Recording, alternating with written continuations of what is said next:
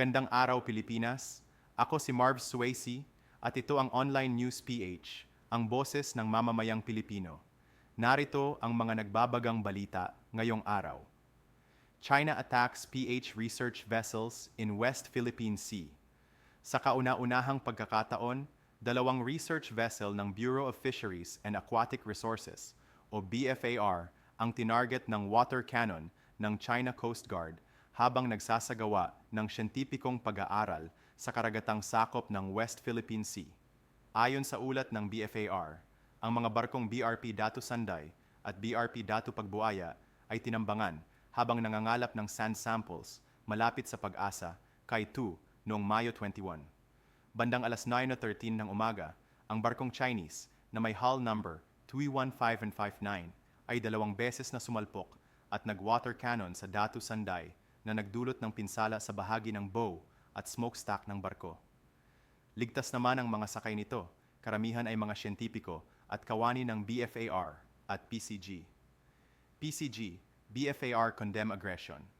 Mariing kinondena ng BFAR at ng Philippine Coast Guard ang anilay agresibong kilos ng China, lalo pat ang insidente nangyari sa loob mismo ng ating teritoryo.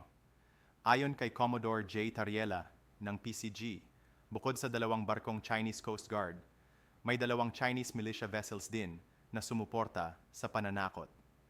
Hindi ito ang unang insidente. Nauna na ring iniulat ang paglapit ng Chinese military helicopter sa mga research operations ng Pilipinas. Isa pang anyo ng intimidation. Sa kabila ng tensyon, matagumpay pa ring naisagawa ng Filipino scientists ang kanilang research sa tatlong bahagi ng Pag-asa CAIS. Concert at Sea, Artists for Peace. Sa gitna ng tensyon sa West Philippine Sea, isang makasaysayang hakbang para sa kapayapaan ang isasagawa, isang Concert at Sea sa pangunguna ng Civil Society Coalition na atin ito. Magsasama-sama ang mga lokal at dayuhang artista sa isang civilian ship sa West Philippine Sea sa darating na May 26 to 30 upang isulong ang kapayapaan at paggiit ng soberanya ng Pilipinas. Kabilang sa mga tampok na performers sina Noel Cabangon, Ebe Dancel, Moro Beats, ang all-female rock band na Rouge, P-pop group Hori 7 On, at K-pop girl group na Imond. Kasama rin sa lineup sina Fumi mula Japan at mga artists mula Indonesia at Malaysia. Ang aktibidad ay sasabayan ng cultural exchanges at educational sessions sa El Nido, Palawan, ang jump-off point ng convoy. Lawmakers support civilian mission.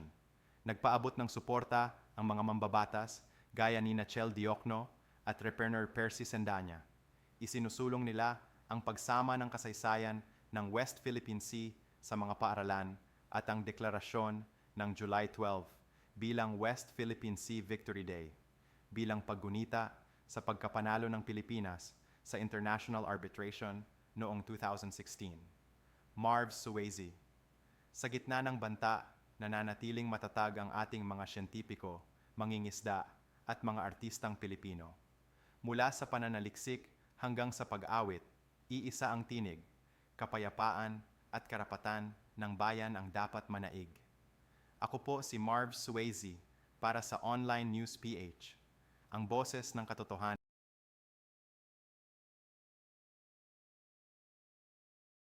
Thank you